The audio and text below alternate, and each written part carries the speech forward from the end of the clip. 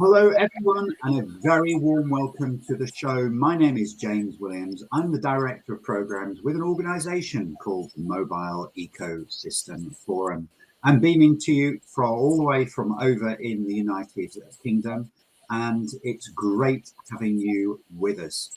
So, the Mobile Ecosystem Forum has over 200 members around the world. We are a global neutral platform which allows our members to interact with each other, bring to the fore industry issues. And at the end of the day, we're about growing the ecosystem in a sustainable way, but also at the same time protecting stakeholders, whether they be subscribers, mobile operators, enterprises, or any other type. Now, two of our members just happen to be with me today, and those are Vox Solutions and Juniper Research.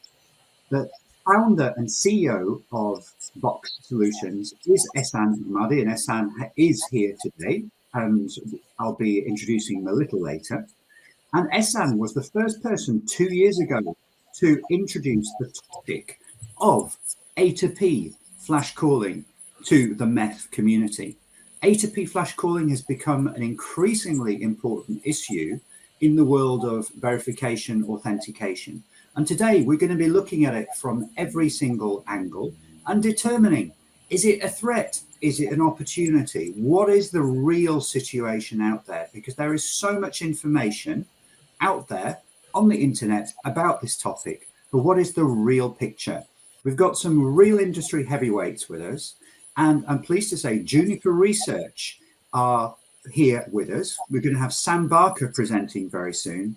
And Sam was actually the first researcher that I'm aware of anywhere in the world to put together with his colleagues at Juniper research on this topic. And again, that was 2 years ago. So it's a real pleasure having people with us. I'd like to introduce the speakers. First off, we've got Sam Barker from Juniper Research. Sam, welcome to the show. Thank you, James. Good to be here. Fantastic. Could you give us a little bit of background to yourself and Juniper Research, what you guys get up to? Yeah, at Juniper Research, we're a digital analyst house that focuses on market research in many different areas, including telecommunications. And we've been following the flash calling market, as you say, for a couple of years now. Thank you very much. I'd like to introduce next speaker, Ehsan Ahmadi. Ehsan, hello. Hello, thank you. Ehsan has frozen. I think we've got some connectivity issues where he is at the moment. So we'll come back to Ehsan. We've got Theodore with us. Theodore, if you could introduce us. I will get your family name right one day, but I'm a bit shy at saying it. Is it Magoreanu? I'll get that right once. No pressure, no pressure. Thank you, James, for the lovely intro. Thank you, everyone, for joining. I'm Theodore. I'm Chief of Staff in Vox. And as James said, we've been very close to the flash calling topic ever since it emerged. And I'm more than happy to actually bring it to this stage and discuss specifically how this has shaped the APAC market going forward. Fantastic, thank you. And we've also got Julian Petroliano, who is the VP of Global Strategic Partnerships. Julian's been with Vox practically since the beginning, has seen the growth and has really been at the heart of this issue. So it's great having Julian with us. Julian, hi. Hello, great to be here with all of you guys. Fantastic. For a great discussion. Yeah, it's going to be a great discussion. We've got Ehsan rejoining us, but we'll come back to Ehsan a little later. The key thing, whenever we have webinars like this, we never assume anything. We never assume everyone knows exactly what A2P flash calling is. So we're going to have a lovely presentation from Sam Barker now from Juniper Research, just framing the issue, explaining what A2P flash is, and take it away, Sam. Ehsan will come back to you a little later. Thank you. Thank you, James. Yes, so the first part of our agenda today will be me talking you through flash calling and where the market is today in APAC. So first of all, looking at the channels, flash calling is one of many different channels within the mobile authentication sphere. If we go through sort of very quickly the list on the right, obviously SMS is the most familiar, the most used. Well over 90% of authentication traffic today is sent over this channel. The ecosystem is very well developed. obviously, moving on to flash calling is what we're talking about today. We'll go through the process of flash calling for those who don't know in a second on the next slide. But it's a very similar method, channels in terms of SMS, because it uses telecommunications networks. It's slightly different for the user, but there are certain aspects from an operator's point of view that need to be considered over SMS. As well as the device-based biometric authentication, which is purely out of the telecommunications ecosystem, something that operators need to take into account. But this is something that's not as ubiquitous as SMS.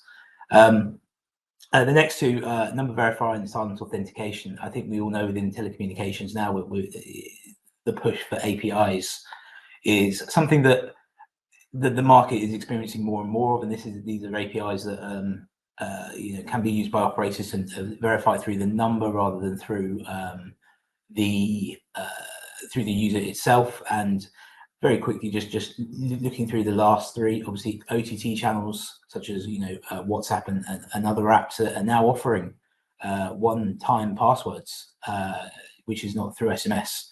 As well as a couple of voice options such as text-to-speech and OTP voice, one-time password voice.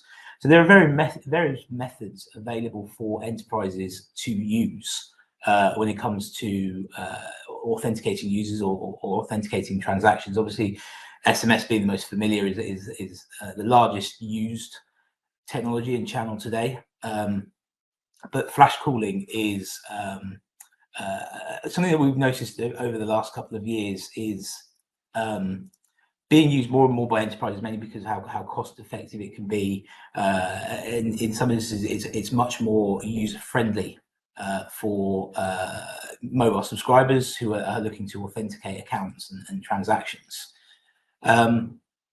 So how does flash calling work? So we all know from SMS that an enterprise will go to maybe a third-party vendor who will have a network of who will then be working with operators to send out traffic, who then have their own aggregator networks to then terminate it at the mobile subscriber. Flash calling takes a similar approach, but instead of obviously being over SMS channels, it's over voice channels. So the user will receive a call from an A number, which is immediately disconnected before the user can hang up. What this means is that the user doesn't receive a password and gets a missed call on the missed call register.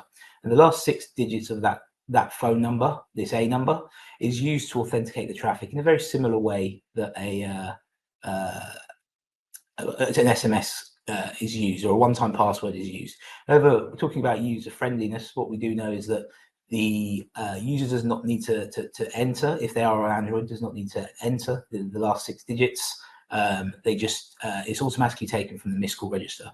Fortunately, on iOS at the moment, it's not quite the same. It still does need to be done manually.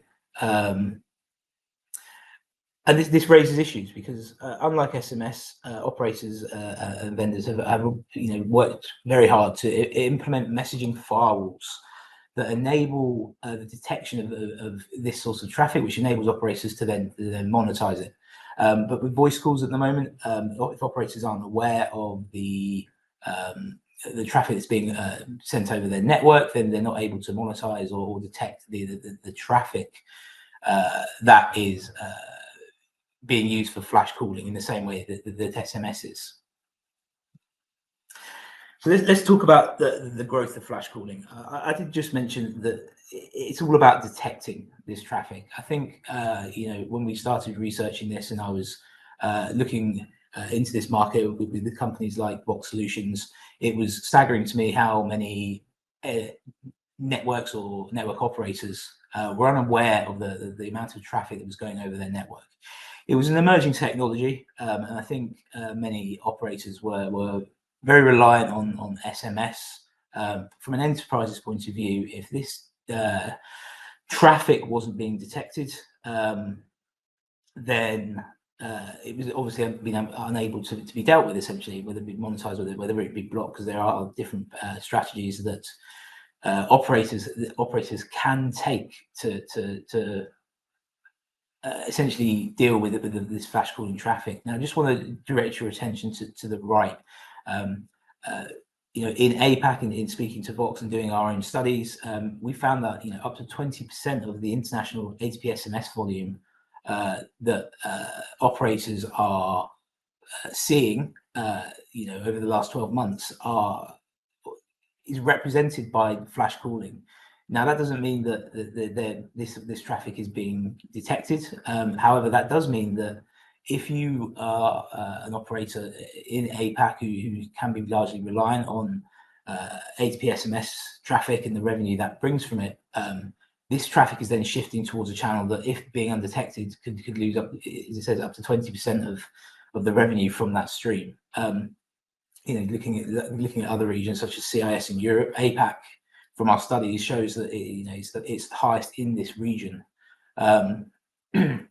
And if you look at the sort of the demand for A2P SMS traffic, or in general just the mobile, you know, the authentication side of things, we're seeing more and more enterprises in the digital ecosystem requiring more and more authentication, whether that be for transactions, whether that be for setting up a new user account. And there's much more focus on ensuring that the users are who they say they are and the transactions were intended. And SMS is playing obviously a vital role in this. But if enterprises can then look at migrating all of this traffic towards a new channel that's more cost effective, if operators aren't detecting it, then you're going to see more and more operators start to use flash calling. And we've seen that over the past 12 months, and operators are becoming more aware of this traffic, but there are still some or many operators that are slightly burying their heads in the sand and expecting the traffic to sort of remain on SMS.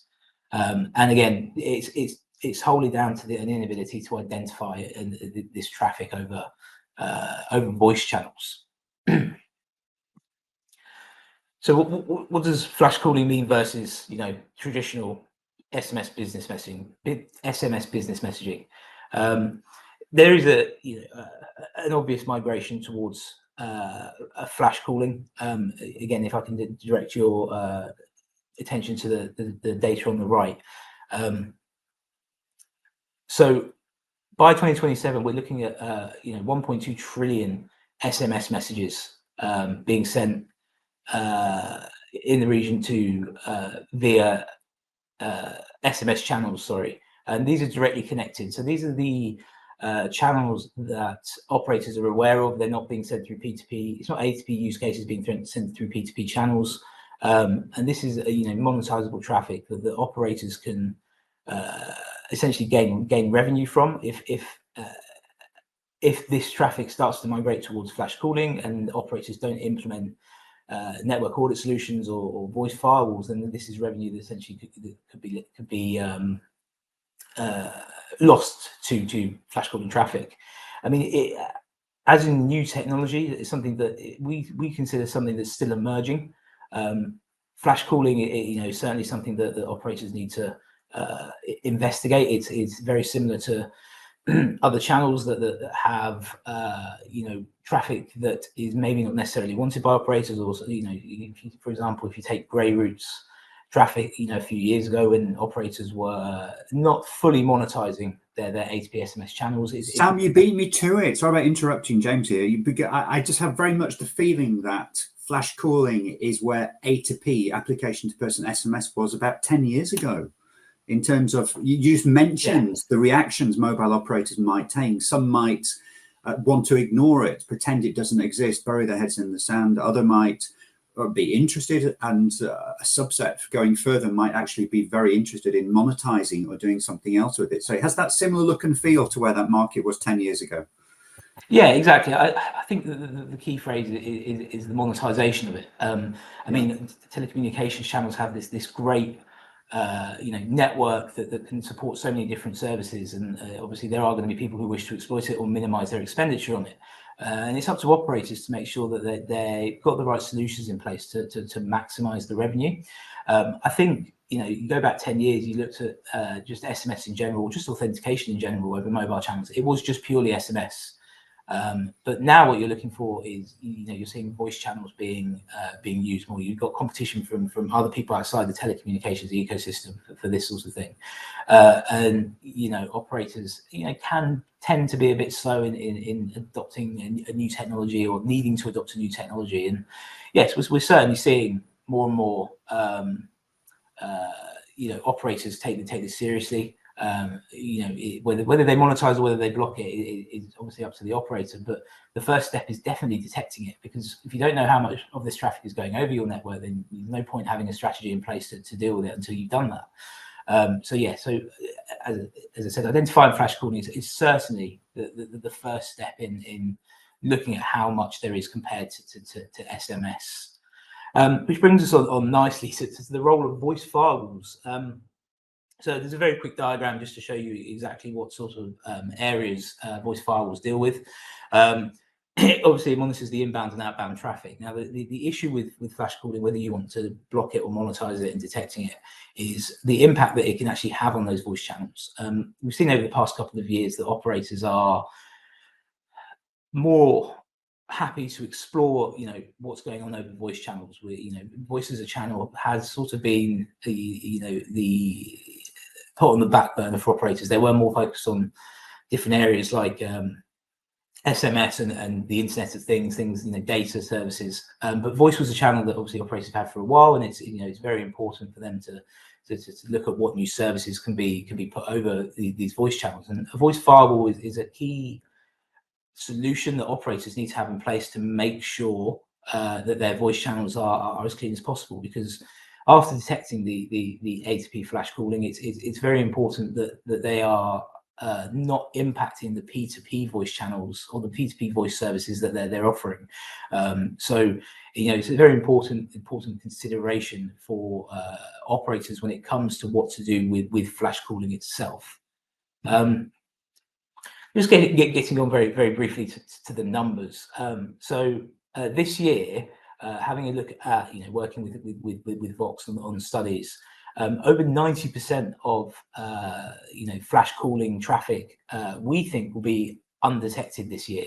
Now, it's very difficult to put a precise number. Obviously, if something's undetected, it's very difficult to count. But looking at the range of industries and markets that Vox serves, as well as some other data, we sort of managed to extrapolate it based on a country level basis of what we expect flash calling to look like on a global scale. And I think it's quite staggering that this year it's around over 90%. But moving forward, we are going to see more and more operators taking the impacts of flash calling seriously, and we expect that number to go down to 16%, which is in line, as we said, with what happened 10 years ago with grey routes and operators adopting SMS firewalls. Obviously there still will remain some element of undetected, or in some cases you might even call it fraudulent traffic that goes over networks, because no firewall is ever going to be 100% accurate. There's always going to be new emerging tactics to bypass these firewalls. But yeah, that whole decline in the proportion of traffic that's undetected will be driven by the implementation of these voice firewalls. And lastly, I just very quickly want to check on go over the network audit services, because this is the first step in detecting, detecting how much traffic, flash calling traffic is over a given network. You take the APAC, for example, there are many enterprises in the region that will need to determine how much flash calling traffic is there. So it's an initial stage where companies like Vox can go into a network and show an operator, this is how much flash calling traffic we think is going over your network. This is how much we can detect. We said before on a previous slide that we found some operators that are experiencing 20% of A2P SMS traffic being attributable to flash calling traffic. And if an operator is unable to detect that traffic, then that's money that's potentially lost, because you might be seeing, and we are seeing it in the market, with SMS, there is a slight plateau of growth over the last few months in terms of traffic, and in part that may be down to the increase in flash calling traffic that's it's cannibalizing what's already there, because the operator might not be charging for it in the same way they are for A2P SMS. What we're seeing is what we expect to see moving forward, especially in the APAC region, more and more operators adopting these network audits, adopting these voice firewalls, flash calling, detection tools, essentially, that enables them to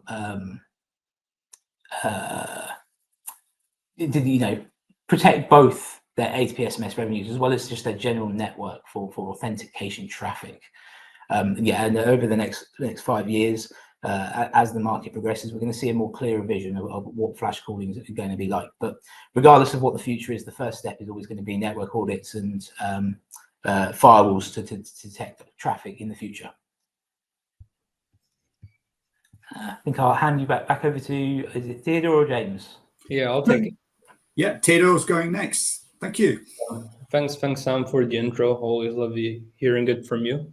What Sam is saying is very true, and I think it's great that we had this sort of introduction so we can all be on the same page here. Now, as Sam has said, flash calling has grown at different rates across different regions, of which APAC seems to be the one in which it has the highest penetration. We will discuss later on why that is. But first, we have to align on why exactly does that represent an issue, right? Is this an opportunity? What is it exactly? What should we do with it, right, for mobile network operators, right? But first, in order to understand specifically why it's something to be addressed, I think we need to take a step back and understand a bit how the market mechanism works, right? So now, specifically, flash calling in itself, right, is an alternative to authenticating users via SMS or any other channel, right? It's harmless, right? Nevertheless, there are multiple operators that are around the world see their A2P SMS traffic decreasing, right? Let's say have financial distress in terms of A2P SMS revenue because there are certain market forces coming into play, right? So as I said, flash calling is just a technology, but or an alternative channel. But what happens specifically is it seemed that the problem for operators is the market moved, let's say, on the top of the chain faster than it did on the mobile operator side. So specifically, why does flash calling pose at this point in time a threat to mobile network operators is inherently due to a few reasons. So one, it was developed without adequate frameworks in place. So that's something that we need to discuss as the industry at large, right? So obviously, flash calling is authentication by a voice miscall, right? And that has a zero termination cost at this point in time, whereas A2P SMS is built, right? It's a monetizable product, let's say, right? But just because it emerged at first without there being official agreements in place or a framework that could allow operators to actually build flash calling or get some sort of revenue as their infrastructure is being used, right? So let's just say that on this side, because there's different market players that understood this as an alternative channel, yes, it was promoted, right, by different players. OTTs or enterprises wanted to adopt them. Aggregators, CPaaS players also promoted it in terms of channel, and there was no framework in place at that point in time, right? So basically that drove adoption. But notably what happened is because MNOs are inherently not receiving anything at this point in time, there is zero cost of goods sold, right? Or like zero termination cost, which means inherently it became a cheaper alternative than A2P SMS, right? Because any market player can generally sell that to an OTT or an enterprise at this point in time, right? With a lower cost than A2P SMS because there is zero termination cost being paid to MNO. So, that inherently means that there can be a lower price point. So that's why this, while the technology, it can have different impacts on the industry at this point in time, just the context is unsustainable, right? There's no alignment between market players and mobile network operators. Also, it couldn't have been at this point in time, right? Because there's no technology on the MNO side to identify. So in a way, I would say that the progression was in a way natural why we got here, but here we have to ask ourselves, okay, it's grown significantly. What do we have to do about it, right? Now going on, just till as I've said, the issue at this point in time is that, and as Sam has said, flash calling is taking up in some regions a significant portion of the A2P SMS that operators have within their networks. Now, specifically here, we're talking about international A2P SMS mostly, and those are the penetration rates that Sam was mentioning. And if we're looking at it, well, we also know that in most networks, out of the international A2P SMS volumes that an operator has, around 80% are for 2FA. So that's let's say that's the top line, right? That or the addressable segment that flash calling addresses. Now, out of this, we also know that another 70-80% comes from top enterprises globally, Meta, Google, TikTok, Twitter, etc., around the world. So these are large enterprises with large customer bases and large cost centers for 2FA, right?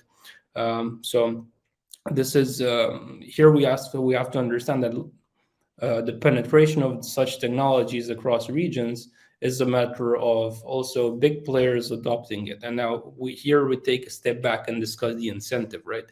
Because we will discuss specifically why APAC grew highest. But when you're an enterprise of this size and your 2FA cost is significant, there is a let's say sizable incentive in order to go for cheaper alternatives if they exist and they are reliable. So basically, penetration is also driven by big brands or medium-sized enterprises and global OTTs driving adoption. Now, let's here we have to. So we understand that the situation is unsustainable, and because of that, basically, flash calling at this point cannibalizes A2P SMS, and there is no termination cost. But we still have to ask ourselves, why is the penetration highest in APAC, right? Why specifically here? It's quite simple. Every MNO maybe let's switch to the OTTs best. Every OTT has a P&L, right? And APAC is a huge market.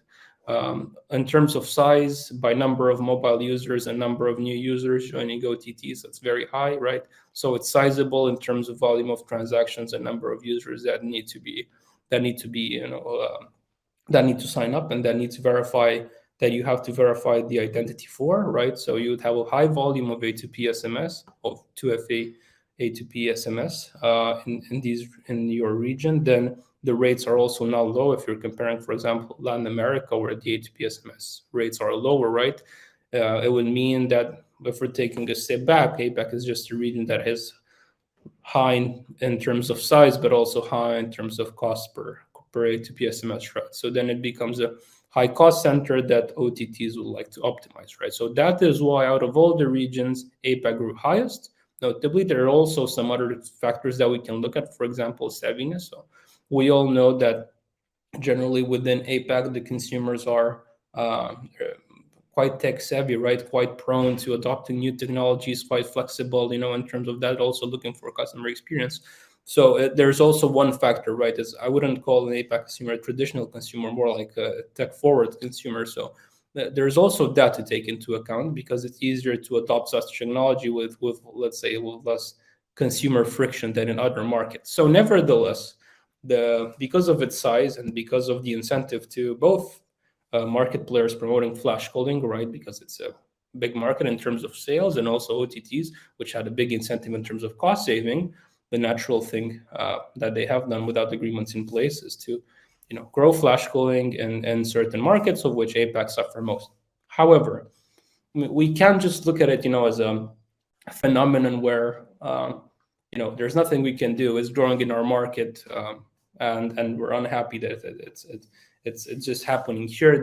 Because the reality is, even though this is a market figure, it really depends what operators do from network to network, right? So, the region can have, let's say, a benchmark of 20% penetration, but nevertheless, there are certain networks in which the penetration is 0 or 2% or 3%, right? And that generally is a factor of certain decisions that have been taken, right? So let's take the situation and discussion from a region level to a network level, because I think in the end, most of the joiners to our webinar are part of mobile operators and are probably asking what can be done in order to address this, right, and going forth. So, I mean, we said penetration is a matter of economic factors, OTT strategies, market player strategies, aggregator strategies, CPaaS player strategies, whatever. In essence, it doesn't really matter, right? Because the penetration also depends on what everyone is doing within his own backyard, basically. So that's a matter of three things. One, strategy.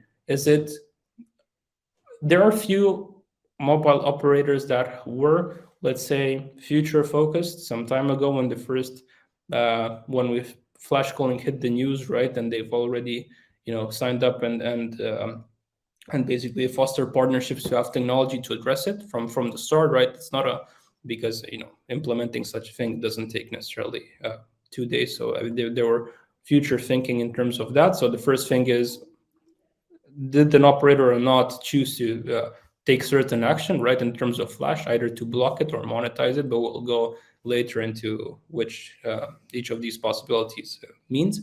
Did they have the right technology in order to properly address it and identify? So as Sam said, this year 96% of flash calling is going unidentified, right? So we're talking about a high penetration, but as we can see at this point in time, the top of the chain has been moving quite fast, right, in terms of growing flash calling penetration.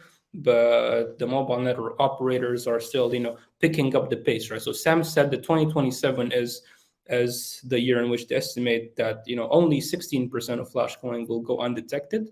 So for me, that means that there will be operators in more, let's say, remote regions or smaller networks necessarily, but otherwise the market standard will more or less be so everyone has a certain, proper voice firewall in place or solution that can identify such traffic, right?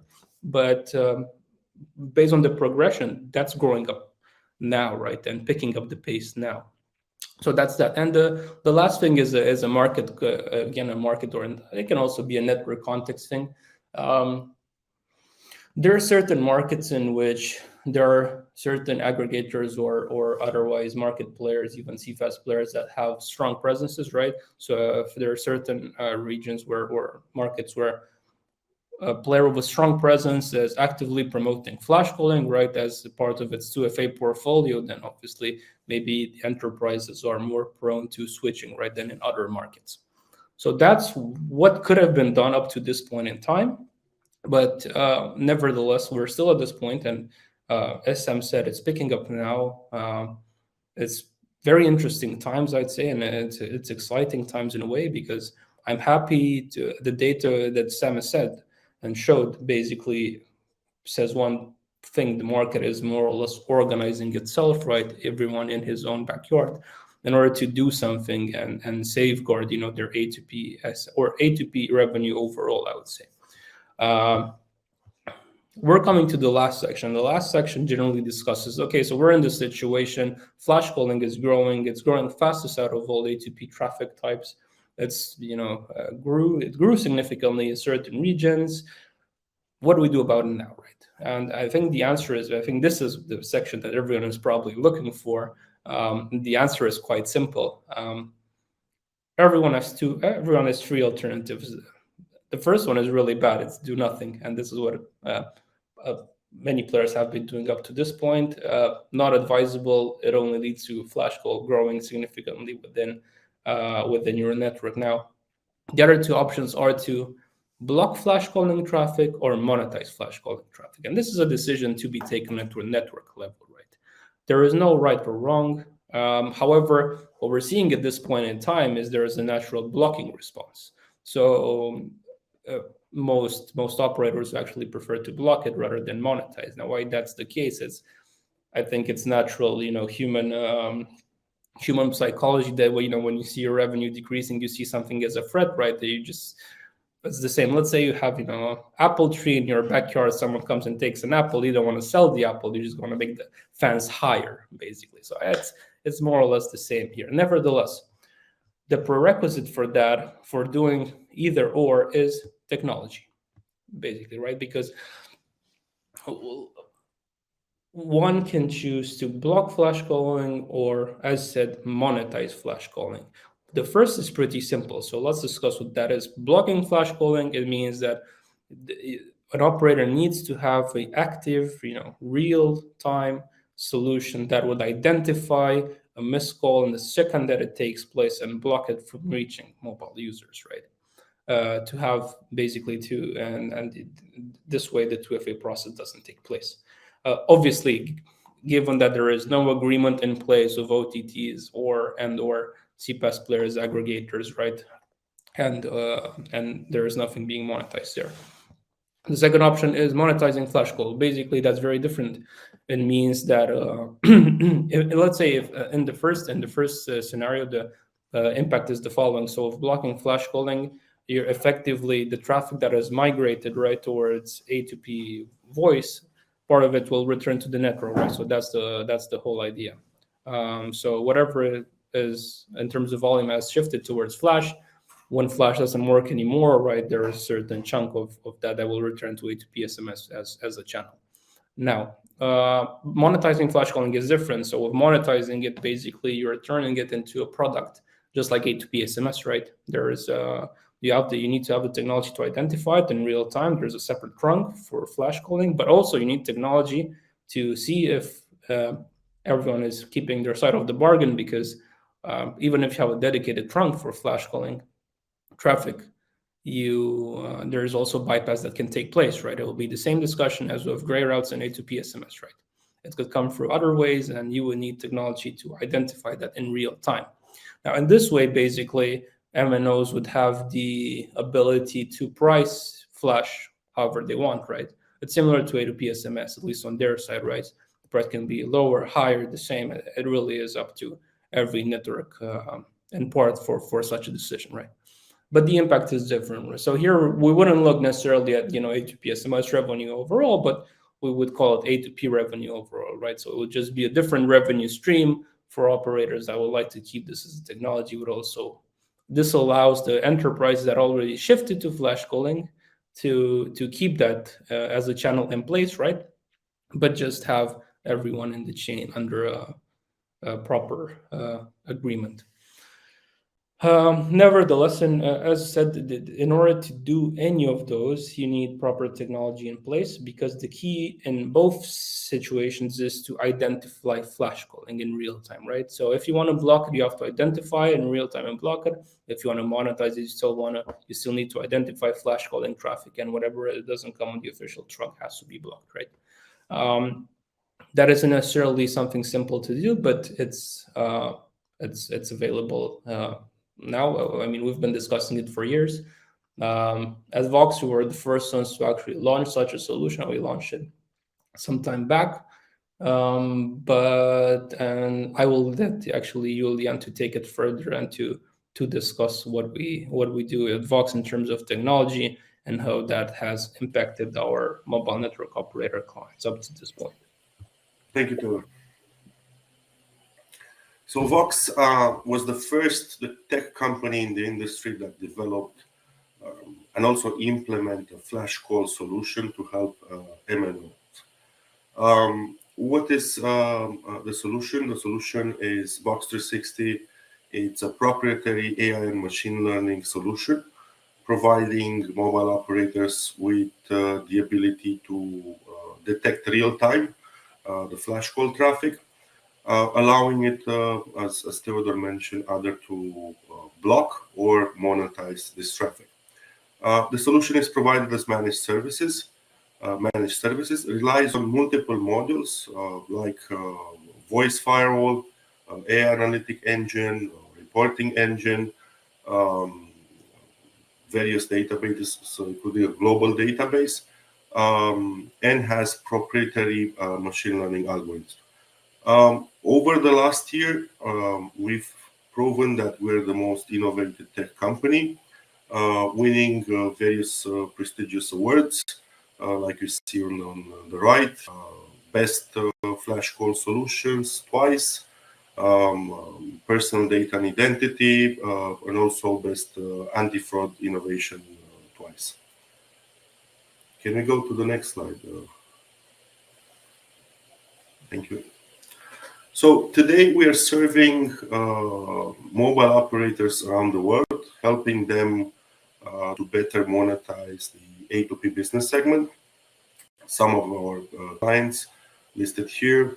We have Jawal in Palestine, Azercell, Beeline, MTN, Team, IPCO, Telekom Slovenia, Azercell. They have selected Vox for reasons like the technology, being able to fully monetize the A2P and P2A business segment, both SMS and flash call.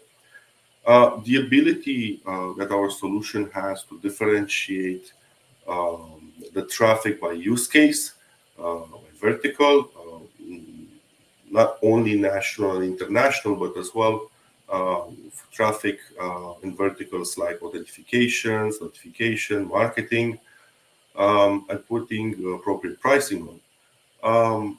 Vox also, another reason is Vox in mobile operator focus, unlike other CPaaS player that naturally their focus is on enterprises. Then again, transparency and agility to increase operators' revenue. Some of the impact that we did on the solution, identifying high level of flash call up to 20% across certain customers in the onboarding process. As well, our solution has very high rate in detecting the flash call, over 95%.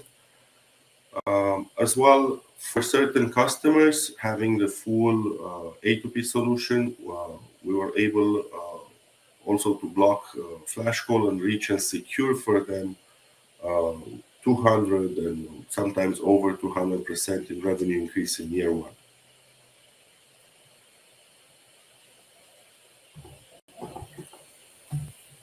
So that's the next one. I think that's it, right? Ehsan, sorry, Julian, thank you very much. Now I'd like to bring Ehsan in. Ehsan, good to have you with us. You are the founder of Vox Solutions. You created the company, you run the company. And this issue is ultimately your baby, and I know you're exceedingly passionate about it. Can you tell us why flash is such an important issue? Because at the end of the day, if I step back and I objectively look at the revenues from a mobile operator, maximum around the world, a mobile operator group might just get 2.5% of their revenues from business messaging as a whole. So objectively, statistically, it seems very, very small change. But why is flash important? Because it's not just about the pure revenue and margin, is it? It's about the whole trust side of things, because mobile operators have those trusted brand names. Right, James.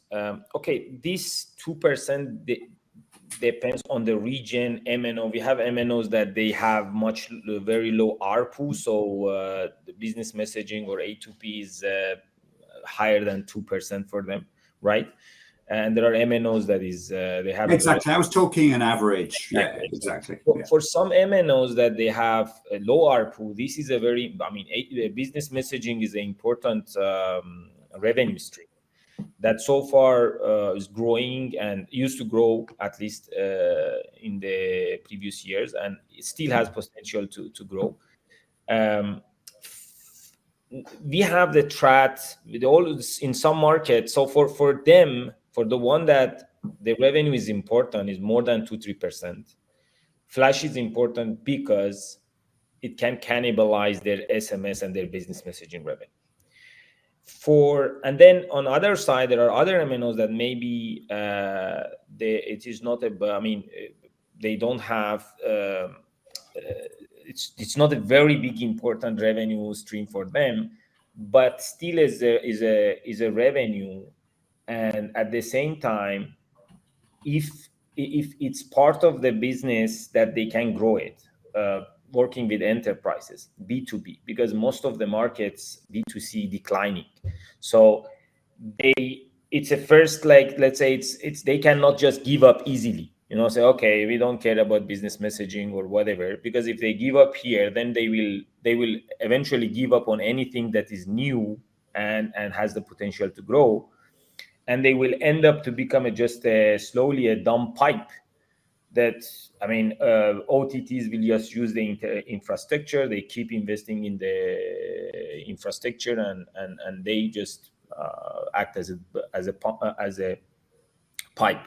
So for some of them, it's important on short term, it's important revenue for them. For some of them, is a matter of strategic type of thinking. Okay, how we position ourselves. This is a new business. We cannot give up, and especially that now we have WhatsApp coming very aggressively in the market. Okay, in some market, we even starting to evangelize reducing the rate, if you believe me. So because there are markets, for example, Indonesia, the rate is over 20 cents, right? The big market. WhatsApp penetration is quite good. And I heard yesterday that WhatsApp planning to drop the price to 1 cent. Okay, so you can imagine 1 cent compared to 25. You can say anything about WhatsApp, but on the end of the day, 20, 25 times cheaper motivate the enterprises to try WhatsApp.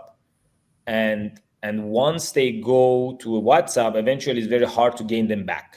So yeah, true. That's a really, really good point. If you look at India as a market, now the most populated country on earth, last May they stopped RCS business messaging. So a type of business messaging which is really being pushed by Google. They stopped that because of spam issues. They restarted in April. Now that massive gap was massively filled by WhatsApp. And of course, WhatsApp is not a carrier-based messaging channel. So you mobile operators out there listening and watching this, you're not going to be getting much revenue, if any revenue, from those channels at all. And what Ehsan, Vox, and Sam from Juniper are talking about are really just think about this. Try and maintain as much of this revenue within your own carrier, within your own carrier spheres as possible, and that's absolutely critical. And Ehsan is very correct with WhatsApp, because on June the 1st they changed their pricing, their commercial model, and almost overnight in 80% of countries it became commercially more advantageous, cheaper to use WhatsApp for two-factor authentication than A2P. Now in the chat I can see Red Discovery, you mentioned in Syria there's been a decrease in A2P traffic with about 40%. That's because of flash calling. So it's clear flash calling is an issue. And Sam at the beginning mentioned in Europe that flash might only be there for 5% of the market. Now I run a monthly call for all the mobile operators in Sweden. And in Sweden, it just isn't an issue because, as Theodore mentioned and alluded to, there's a very clear connection between those countries or those operators that, in simple language, charge more, particularly for an international A2P SMS and flash calling. So there is that destabilization there. But, folks, there is also opportunity. Now, Sam, can I just come to you? One thing we haven't talked about and mentioned is the whole user experience of A2P flash. What's the typical user experience from A2P flash? Is it superior to SMS or anything else? What's the situation? Well, from the user's point of view, it use the word more seamless. There's less friction. So despite receiving a one-time password over SMS, you get a number. You have to take the number and put it into the app or to the website that you're using. But with flash calling, especially over Android, it does work well over Android, but not iOS. That app can access the website can access the home, the missed call register, which means that you get the call, you get a notification saying you missed the call. The app goes, oh, I've just noticed you've got a call. Here's the last 6 digits of the number, and it automatically put it in. So the user doesn't really need to do anything if they're on Android. With iOS, Yeah, that's a great nugget of information there. In terms of Android, it's great, but if you've got an Apple device, because the apps there, the notifications are really permission based, it doesn't work so well. So the customer experience absolutely needs to be taken into account. Now, I know a lot is also made of the commercial model and the price. And I've had so many discussions personally with MEF members around the world and other parties going, oh, but A2P Flash is always priced less than SMS. Why does it have to be? Surely, if you have parity, the same commercial model for A2P Flash as A2P SMS, you then are able to offer your enterprise clients in particular choices. And choice is great, as I put in the chat, option 3. If you have that choice available, it's fantastic. So please don't think you are tied to specific commercial models that A2P Flash has to be cheaper than A2P SMS. It doesn't. If you market the same, it just gives you a choice, and there doesn't have to be that cannibalization. At the end of the day, what you are after as a mobile operator is to keep that revenue within you. And if it just happens that revenue is going on a different channel than your pre-existing one, so be it. But it's about giving you options and solutions from Vox, which allows you to view and detect the voice side of things and the SMS, and then monetize and give you that choice. Surely it's something good to have. So I appreciate everyone in the chat. If you've got more questions for us, we're about 7 minutes away from the close. So please do ask us questions. It's great seeing the comments coming in. And Mohsin, your question, does Flash Call implementation cannibalize the international SMS revenue for MNOs? Well, you've been hearing from Theodore, Julian, Ehsan and Sam. The answer is absolutely. And it's all about balance at the end of the day and choice. So being so close to the close, can we just have some final remarks from people? Ehsan, what would you say to a mobile operator out there in APAC who currently is doing nothing or sitting on the fence with regard to A2P Flash calling? What would your advice be to them? Whatever they decide, whatever is for them, SMS revenue is important or not, big or whatever is their strategy, they should do something about Flash. Okay, I mean, not doing anything doesn't work. So if they want to monetize it or block it and push everything to go back to SMS, although we don't recommend this because, as I said, WhatsApp is there, many threats are there. It's good to have more products, to have different pricing point and coming with something like Flash that can actually, WhatsApp doesn't offer Flash, and maybe some enterprises like Flash more than SMS, right? So it's good to do something about that, and definitely they need a technology. So they have to do something, and they need a technology, and we are here to help them. But then, of course, if they want to monetize or block, is their decision. Okay, thank you, Julian. What would you say? You've had experience around the world personally in this. You are responsible for these relationships with the mobile operators. But what's your take on it? Okay, definitely all mobile operators should have Flash in their strategy. It's definitely, let's say, cannibalizing channel amongst others. We can call them competitive channels.